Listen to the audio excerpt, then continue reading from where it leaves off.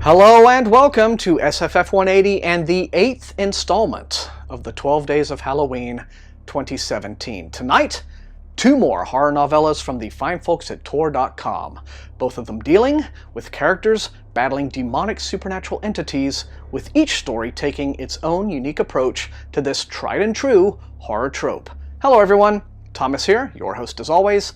Thank you again for joining me. Jeffrey Ford's The Twilight Pariah is in many ways the kind of good old-fashioned popcorn horror you enjoy curling up with under a blanket on a dark and stormy night. It would make a fun movie to stream on Netflix.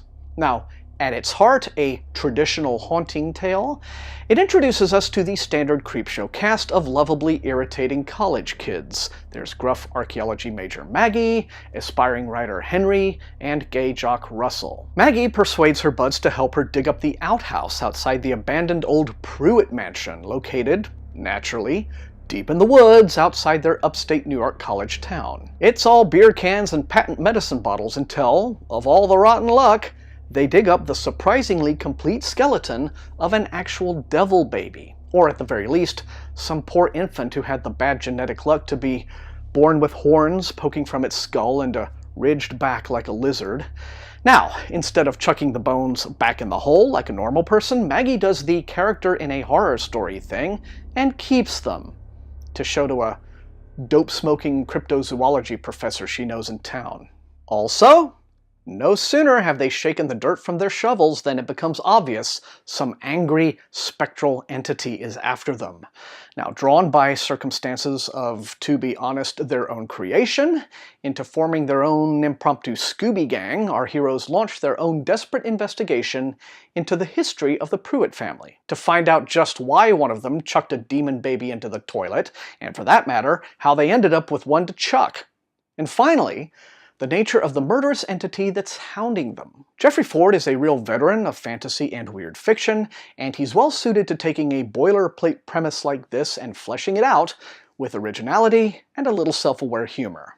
Now, even though Ford's characters are the kind we've seen many times before, hell, just think of almost any script Joss Whedon has written, I personally liked and believed in Maggie and Henry and Russell much more than I usually do those characters. And Ford's plot offers a refreshing spin on the haunting theme, and one that offers appropriate pathos as well as spooks.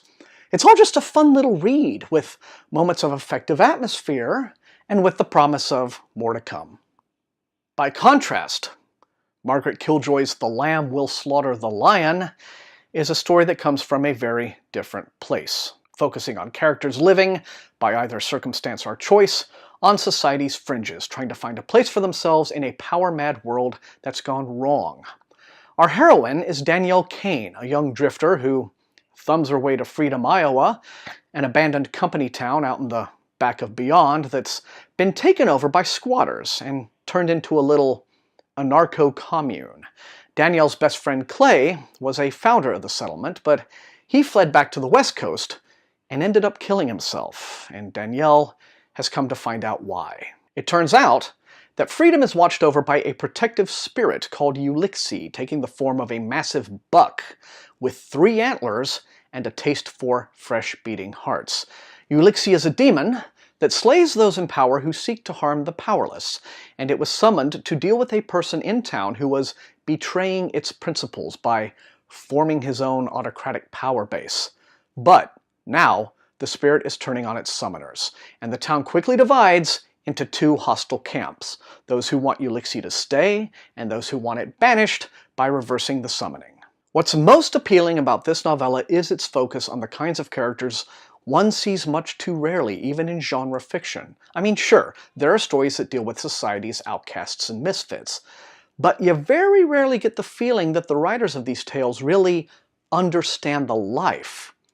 Killjoy's characters never feel less than 100% authentic, though I won't say they're all equally sympathetic. And even though Killjoy is herself entirely simpatico with them politically, she doesn't shy away from depicting the way that even an attempt at some egalitarian utopia can split into factionalism and internal squabbling every bit as easily, and I personally think a lot more easily, as any traditional form of governance. Killjoy's writing is a model of elegance, moving the story forward through all of its conflicts and complications with remarkable clarity. I enjoyed getting to know these people on the margins of life, so dedicated to making a place for themselves. And I'm glad to have spent time in their world. And the fact that they end up bonding over the prospect of traveling the country as demon hunters just makes me anticipate the coming sequels that much more. And that's what I got for this episode of SFF180. Remember, the most important thing, you guys, these are reviews. You will not always agree with me, but if you enjoyed watching, please slam that like button, share the video far and wide with all of your SFF reading friends, and above all, please subscribe. If you haven't, that's how the channel grows. You can also support SFF180 at my TeePublic store and at my Patreon, where recruits into Wink's army for $2 a month get little perks, like sometimes getting to see my videos early, things like that. So I want to thank all of those people for being awesome, lovely supporters. I want to thank you for being awesome viewers. And I suppose I will see you back here tomorrow night at midnight for the next installment of the 12 Days of Halloween.